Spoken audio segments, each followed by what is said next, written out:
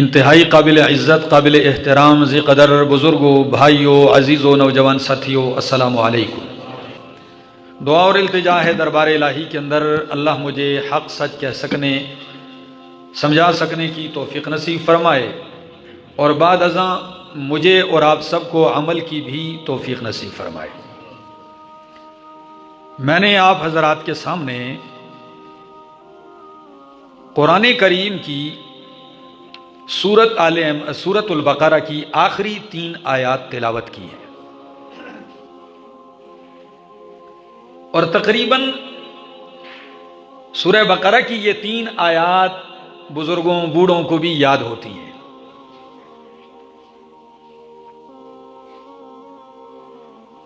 ان آیات کا مفہوم، معنی اور تفسیر، ان کی اہمیت، فضیلت اور عظمت اور شان اور فوائد آج کے اس مختصر سے دورانیہ میں آپ کے سامنے پیش کروں گا۔ سنیے، ایمان تازہ کیجئے اور پلے باندھ لیجئے۔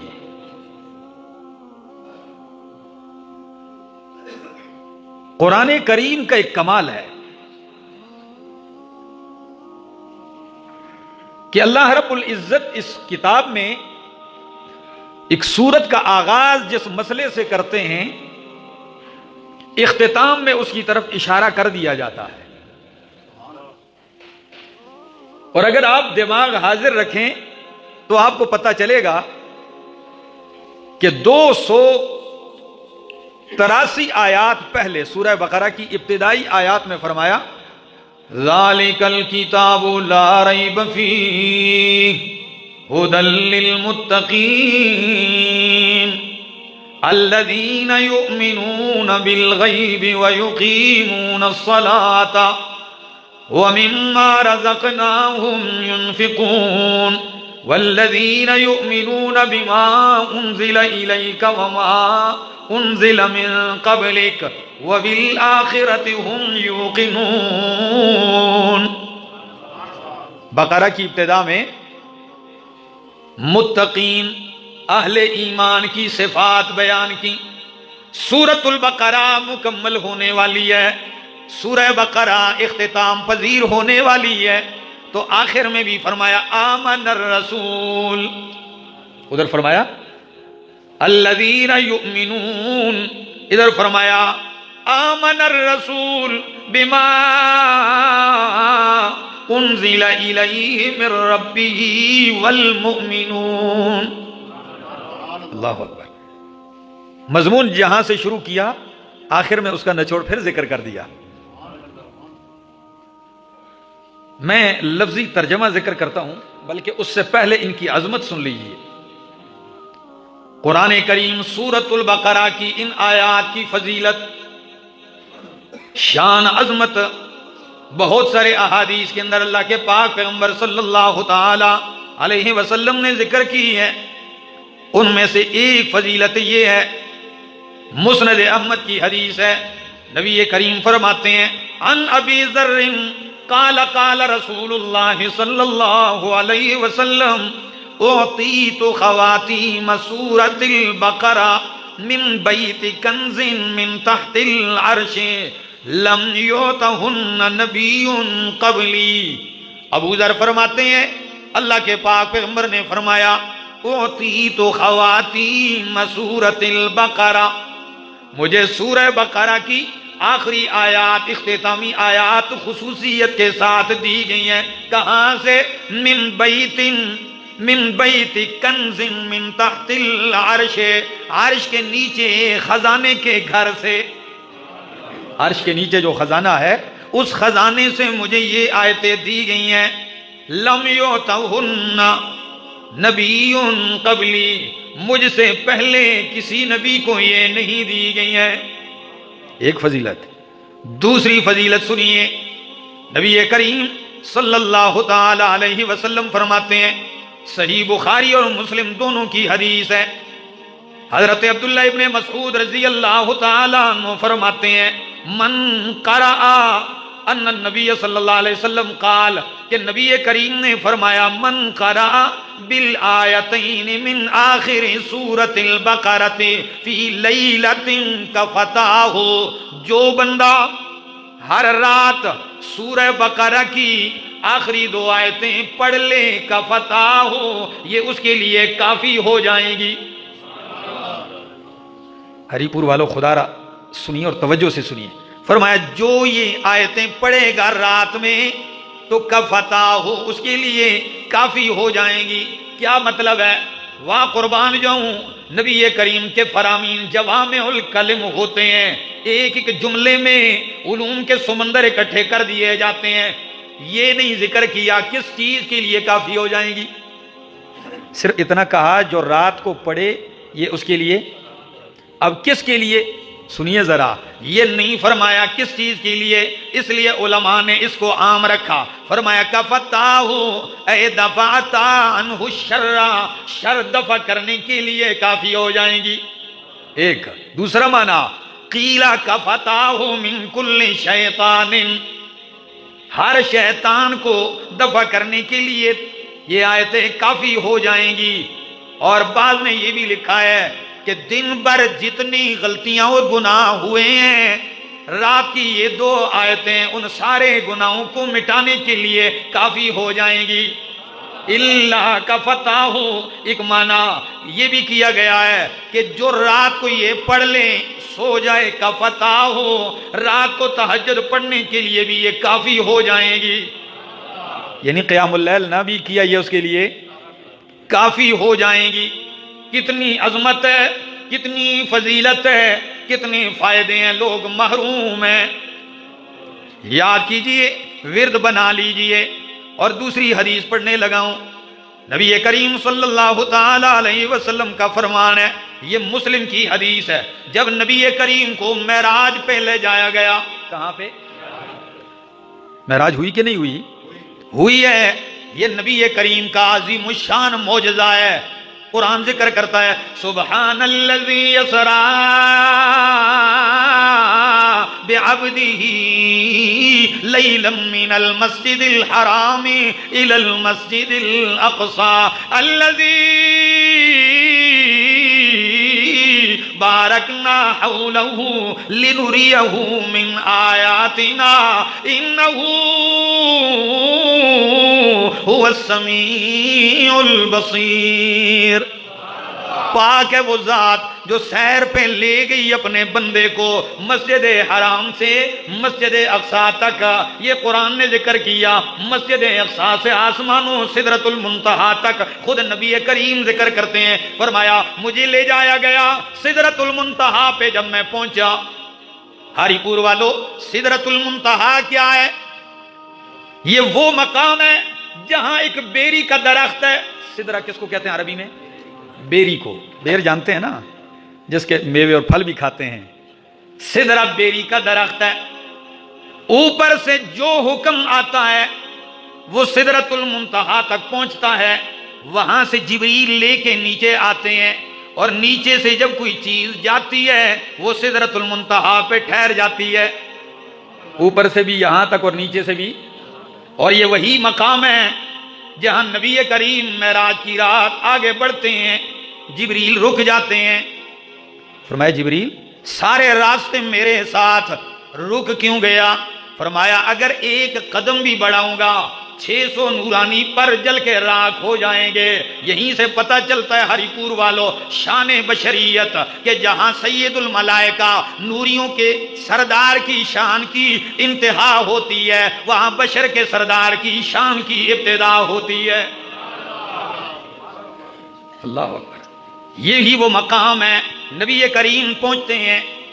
سنیے حدیث، فرمایا فَأُوتِيَ رَسُولُ اللَّهِ فَأُوتِيَ رَسُولُ اللَّهِ صلی اللہ علیہ وسلم ثلاثاً۔ اس سدرۃ المنتہا کے مقام پر نبی کریم کو 3 چیزیں تحفے میں دی گئیں۔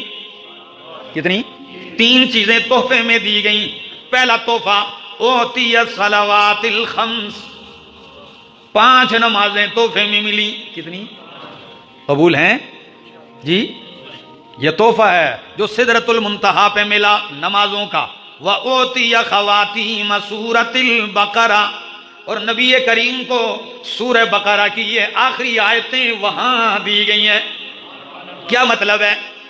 یعنی جتنی بھی قرآن کی آیات ہیں وہ جبریل کے واسطے سے ملتی گئی ہیں، لیکن یہ آیتیں جبریل کے واسطے سے نہیں، براہ راست اللہ نے عطا کی ہیں. سدرۃ المنتہا پہ دو تحفے، اور تیسرا تحفہ جو نبی کریم کو ملا وہ کون سا؟ غفر لمن لم یشرک باللہ من امتہ شیئا المقمحات. یہ تحفہ دیا گیا کہ میرے پاک پیغمبر تیری امت میں سے جو شرک نہیں کرے گا میں باقی گناہ معاف کر دوں گا. جو کیا نہیں کرے گا؟ شرک نہیں کرے گا، باقی معاف کر دوں گا. صحیح مسلم کی حدیث. کوئی عظمت نظر آ رہی ہے ان آیات کی جو میں ابھی پڑھنے لگا ہوں؟ اور تیسری حدیث پڑھنے لگا ہوں. نبی کریم صلی اللہ تعالی علیہ وسلم مجلس میں بیٹھے ہوئے ہیں، یہ بھی صحیح مسلم کی ہے. جبریل بھی بیٹھے ہوئے ہیں نبی کریم کے ساتھ. کیا شان ہے! اللہ کے نبی بیٹھے ہیں اور ساتھ جبریل بھی بیٹھے ہوئے ہیں. بینما جبریل قائد، جبریل بھی بیٹھے ہوئے ہیں عند النبی صلی اللہ علیہ وسلم. سمع نقیزا من فوقہ، اوپر سے کچھ آواز سنائی دی گئی. کیا؟ کچھ آواز سنائی دی گئی، کھڑکار سی آئی. فرفع رأسہ، جبریل نے یوں سر اٹھایا. فقال، جبریل نے فرمایا ھذا باب من السماء فتح اليوم لم يفتح قط الا اليوم. عجیب الفاظ. جبریل سر اٹھاتے ہیں، اوپر کی آواز سنتے ہیں تو دیکھ کے کہتے ہیں یہ آسمان کا دروازہ ہے جو آج کے دن کھلا ہے. لم یفتح قط الا اليوم، آج کے دن سے پہلے آسمان کا یہ دروازہ کبھی نہیں کھلا. فنزل منہم ملک، جب دروازہ کھلا تو جبریل دیکھتے ہیں فرشتہ اترتا ہے آسمان سے. فنزل منہم ملک فقال، پس جبریل نے فرمایا ھذا ملک نزل الی الارض، یہ وہ فرشتہ ہے جو زمین کی طرف اتر رہا ہے. لم ینزل قط الا اليوم، جو آج کے دن سے پہلے اترا بھی نہیں ہے. جبریل نبی کی مجلس میں اس فرشتے کا ذکر کر رہے ہیں کہ اس دروازے سے جو آج فرشتہ اتر رہا ہے پہلی دفعہ زمین پہ اتر رہا ہے. فسلم، اس فرشتے نے سلام کیا. وقالا، اور نبی کریم سے فرمایا ابشر بنورین اوتیتہما، ابشر بنورین، آپ کو بشارت ہو دو نوروں کی. کتنے نوروں کی؟ دو نور آپ کو دیے گئے ہیں. لم یؤتہما نبی قبلک، یہ دو نور آپ سے پہلے کسی نبی کو نہیں دیے گئے. کون سے دو نور؟ پہلا نور فاتحۃ الکتاب، سورۃ الفاتحہ. پہلا نور کیا ہے میرے دوستو؟ ویسے ہی نہیں اتنی شان ملی، پورے قرآن کا نچوڑ ہے، پورے قرآن کا خلاصہ ہے، بلکہ آسمانی ساری کتابوں کا نچوڑ ہے اس میں. اور علامہ ابن کثیر تو فرماتے ہیں کہ ایاک نعبد و ایاک نستعین، یہ دو جملے جو ہیں پورا دین ہی ان دو جملوں کے ارد گرد گھوم رہا ہے. تو پہلا نور جس کی بشارت فرشتے نے دی ہے وہ ہے فاتحۃ الکتاب، اور دوسرا نور وخواتیم سورۃ البقرہ، سورہ بقرہ کی یہ آخری آیتیں ہیں. سورہ بقرہ کی یہ آخری آیتیں ہیں. کمال کیا ہے؟ فائدہ کیا ہے؟ فرمایا لن تقرأ بحرف منہما الا اعطیتہ، تو جو بھی حرف اس سے پڑھے گا اس کے بدلے میں تجھے ضرور اجر عطا کیا جائے گا. جو پڑھے گا اجر دیا جائے گا. اتنی عظمت، اتنی شان، اتنا مقام اس سورت کو جو ملا ہے. یہ آخری جو آیتیں ہیں سورۃ البقرہ کی. اب میں ترجمہ پڑھتا ہوں مختصر سا، آپ سنیے پھر اس کی میں تفسیر کرتا ہوں. فرمایا آمن الرسول بما انزل الیہ من ربہ، ہری پور والو سنیے. آمن الرسول، ایمان لائے رسول، دل سے تصدیق کی رسول نے، بما انزل الیہ من ربہ، اس چیز پر جو نازل کی گئی ہے ان کی طرف، ان کے رب کی طرف سے. یعنی قرآن و سنت پہ سب سے پہلے یقین اور تصدیق کرنے والے کون ہیں؟ خود نبی کریم صلی اللہ تعالی علیہ وسلم. والمؤمنون، اور مومن بھی تصدیق کرتے ہیں، ایمان لاتے ہیں. کل آمنا، یہ سارے کے سارے ایمان لاتے ہیں، باللہ، اللہ پر، وملائکتہ، اور اللہ کے فرشتوں پر، وکتبہ، اس کی کتابوں پر، ورسولہ، اور اس کے رسولوں پر. ایمان لاتے ہیں کتابوں پر، رسولوں پر، اور یہ کہتے ہیں کہ لا نفرق بین احد من رسلہ، ہم اللہ کے رسولوں کے درمیان تفریق نہیں کرتے. انشاءاللہ میں اس کی وضاحت کروں گا. لا نفرق، ہم تفریق نہیں کرتے، بین احد، کسی ایک کے درمیان بھی، من رسلہ، اس کے رسولوں میں سے. وقالوا، اور کہتے ہیں، سمعنا واطعنا، ہم نے سن لیا، واطعنا، ہم نے اطاعت بھی کر دی ہے. غفرانک، غفرانک، نسأل غفرانک، تجھ سے تیری بخشش مانگتے ہیں. ربنا، اے ہمارے رب، وإلیک المصیر، اور تیری طرف ہی پلٹ کر آنا ہے. لا یکلف اللہ نفسا، اللہ مکلف نہیں بناتے، اللہ بوجھ نہیں ڈالتے کسی نفس پر، الا وسعها، مگر اس کی وسعت اور طاقت کے مطابق. لہا ما کسبت، ہر نفس کے لیے اسی کا اجر ہے، اسی کا بدلہ ہے جو اس نے کمایا. وعلیہا مکتسبات، اور اسی کی سزا ہے، اسی کا وبال ہے جو اس نے کمایا. ربنا لا تؤاخذنا ان نسینا او اخطأنا، اے ہمارے رب، لا تؤاخذنا، تو ہمارا مواخذہ نہ کر، گرفت نہ کر، ان نسینا، اگر ہم بھول جائیں، او اخطأنا، یا ہم خطا کر جائیں تو گرفت نہ کر. ربنا ولا تحمل علینا اصرا، اور اے ہمارے رب، لا تحمل علینا اصرا، ہم پہ بوجھ نہ ڈال، کما حملتہ علی الذین من قبلنا، جس طرح کہ تو نے بوجھ ڈالا، وزن ڈالا ان لوگوں پر جو ہم سے پہلے گزرے ہیں. ربنا، اے ہمارے رب، ولا تحملنا ما لا طاقت لنا بہ، تو ہم پہ وہ بوجھ نہ ڈال، لا طاقت لنا بہ، جس کے اٹھانے کی ہم میں ہمت اور طاقت نہیں ہے. واعف عنا، درگزر کر دے ہم سے، معاف کر دے. واغفر لنا، پردہ پوشی کر دے، مغفرت کر دے. وارحمنا، رحمت کر دے. انت مولانا، تو ہی ہمارا مولا و کارساز ہے. فانصرنا علی القوم الکافرین، بس ہماری مدد کر، علی القوم الکافرین، کافر قوم کے مقابلے میں. کتنا عجیب معنی ہے، صرف الفاظ کے معانی سے کتنا ایک لطف اور ایک شیرینی اور مٹھاس محسوس ہوتی ہے. اب ذرا نزول سن لیجیے، وہ بھی آپ کے سامنے حدیث سے ذکر کرتا ہوں. یہی سورت البقرہ، ان آیات سے جو پہلی آیت ہے، آمن الرسول سے پہلی آیت، جب یہ آیت نازل ہوئی، وہ آیت کون سی ہے؟ فرمایا للہ ما فی السماوات و ما فی الارض، اللہ ہی کا ہے جو کچھ آسمانوں میں ہے، جو کچھ زمین میں ہے.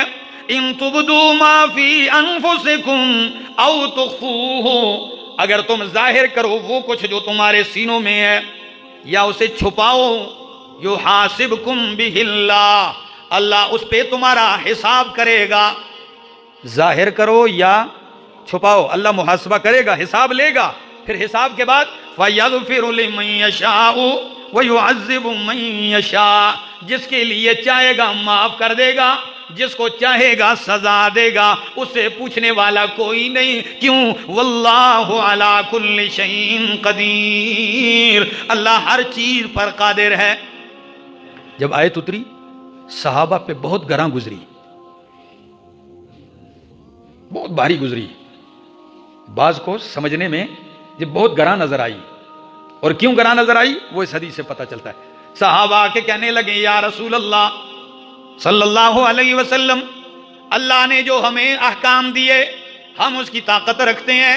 روزے کا کہا طاقت رکھتے ہیں تو روزہ رکھتے ہیں، نماز کا کہا طاقت ہے تو نماز ادا کرتے ہیں، لیکن آپ پر ایسی آیت اتری ہے کہ ہم اس کی طاقت نہیں رکھتے.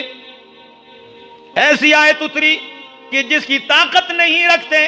نبی کریم نے فرمایا کون سی آیت؟ فرمایا ان تبدوا ما فی انفسکم او تخفوہ یحاسبکم بہ اللہ. دل کی بات چھپاؤ یا ظاہر کرو دونوں کا حساب ہوگا.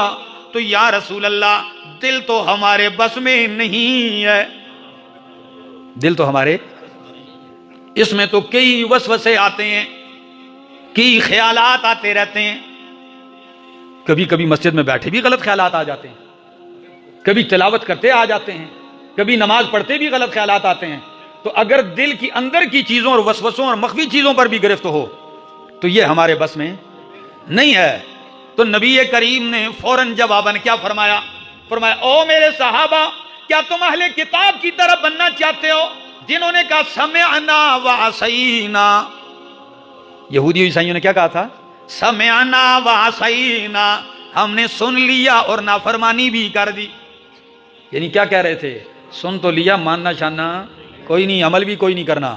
تو فرمایا کیا تم ان کی طرح بننا چاہتے ہو؟ یہ نہ کہو کہ سن لیا نافرمانی کی، بلکہ قولوا سمعنا واطعنا غفرانک، سمعنا واطعنا غفرانک ربنا والیک المصیر. تم تو یہ کہو کہ اللہ ہم نے سن لیا، ہم اطاعت بھی کرتے ہیں اور ہم نے آپ کی طرف پلٹ کے آنا ہے، تیری مغفرت بھی چاہتے ہیں. سارے صحابہ سے کہلوائے یہ جملے کہ کہو شابہ سمعنا واطعنا. کیا کہو؟ اللہ. آیت گراں گزری، سوال اٹھایا. نبی کریم نے فرمایا سوال نہ اٹھاؤ بلکہ یہ کہو کہ ہم نے سن لیا، اطاعت بھی کریں گے.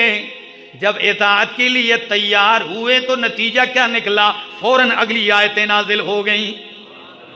جب یہ تیار ہوئے کہ اللہ جیسے بھی ہے سن بھی لیا، اطاعت بھی کریں گے، تو اگلی آیت نازل ہوئی. کون سی؟ لا یکلف اللہ نفسا الا وسعہا.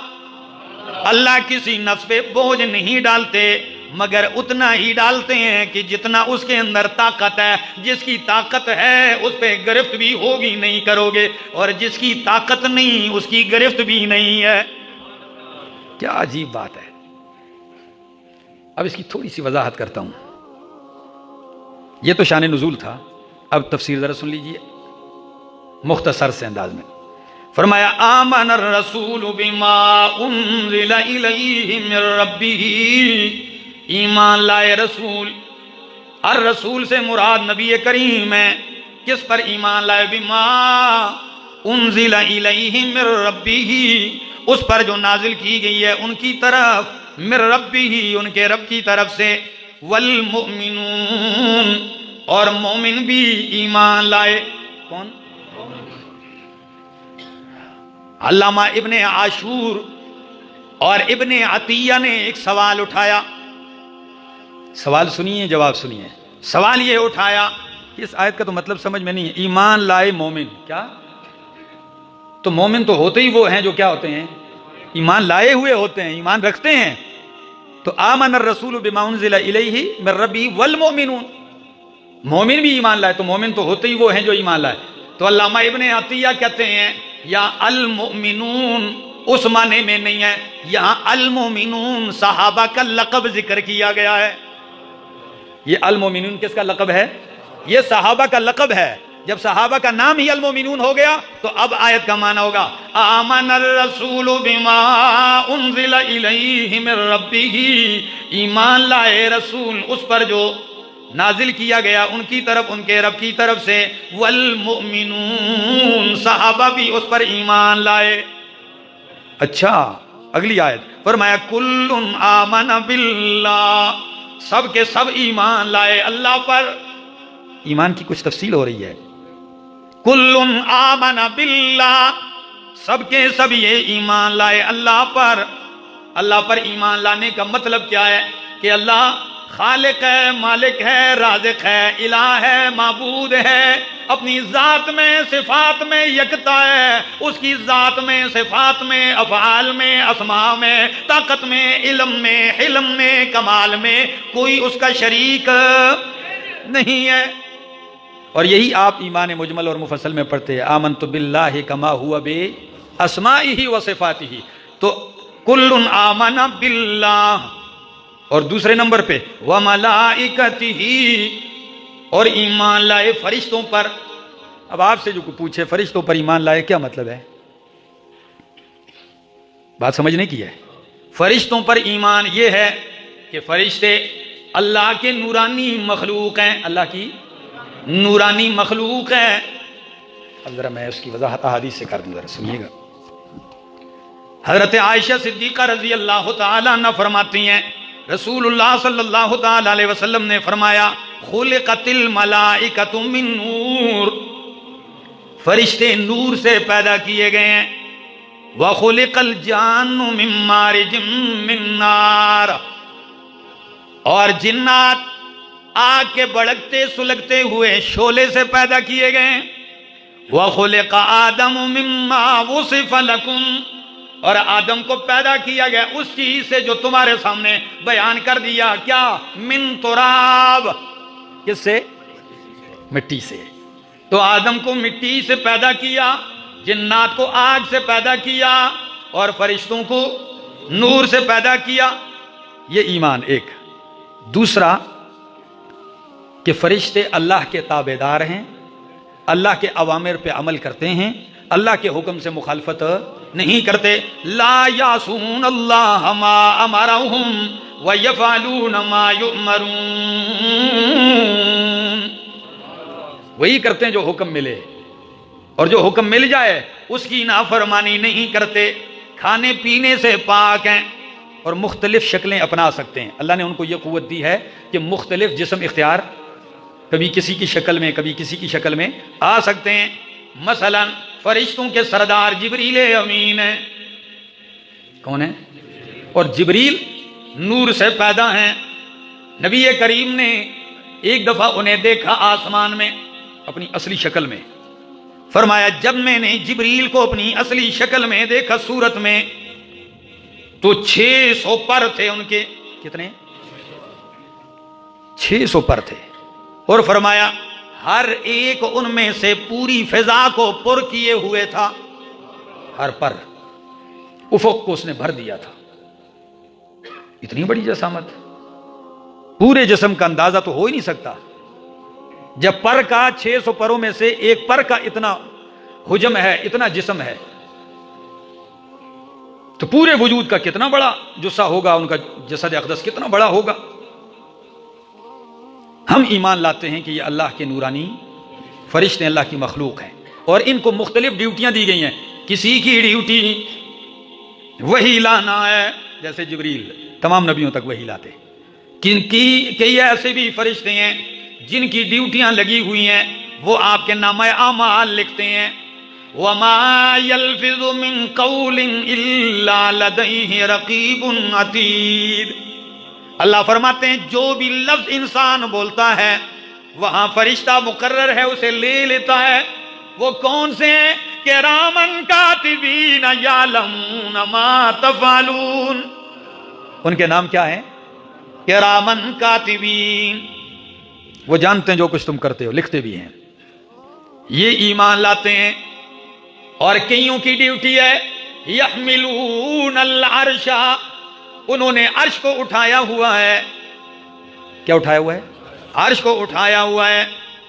اب ذرا سن لیجئے کہ عرش اٹھانے والے جو 8 فرشتے ہیں، کتنے؟ بعض نے فرمایا پہلے 4 ہیں، اس دن 8 ہوں گے قیامت والے دن، جیسے قرآن کہتا بھی ہے۔ بہرحال حاملین عرش، وہ فرشتے جنہوں نے عرش الہی کو اٹھایا ہوا ہے۔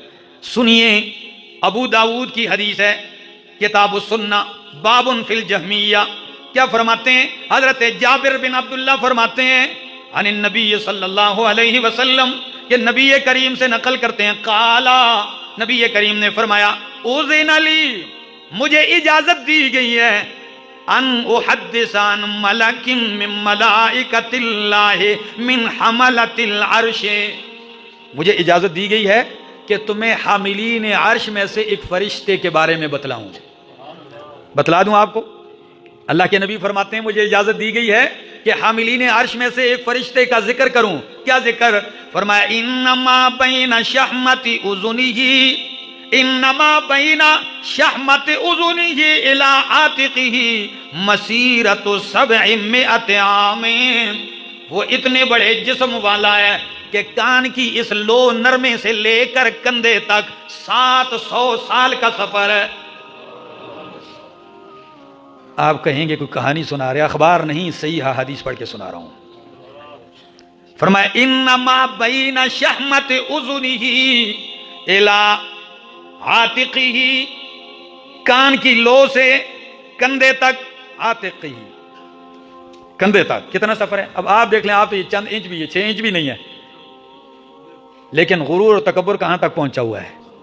اس نورانی فرشتے جس نے عرش کو اٹھایا ہوا ہے ان میں سے ایک کا جسہ کہ کان کی لو سے کاندھے تک 700 سال کا سفر ہے، صحیح ابو داؤد کی حدیث میں نے پڑھی۔ تو فرمایا کل آمن باللہ وملائکتہ، اللہ پر ایمان، اس کے فرشتوں پر، اور کچھ فرشتوں کی ڈیوٹیاں لگی ہوئی ہیں روح قبض کرنے کی، جس کا نام ہے ملک الموت۔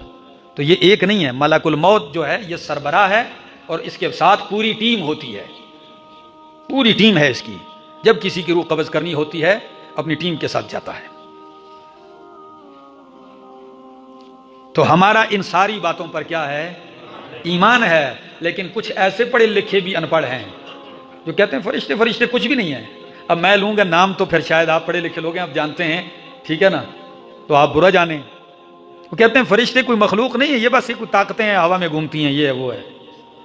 میرا دوست، قرآن کے ان الفاظ کے مطابق ان کے وجود پر اور ان کی ان ڈیوٹیوں پر ایمان لانا ضروری ہے۔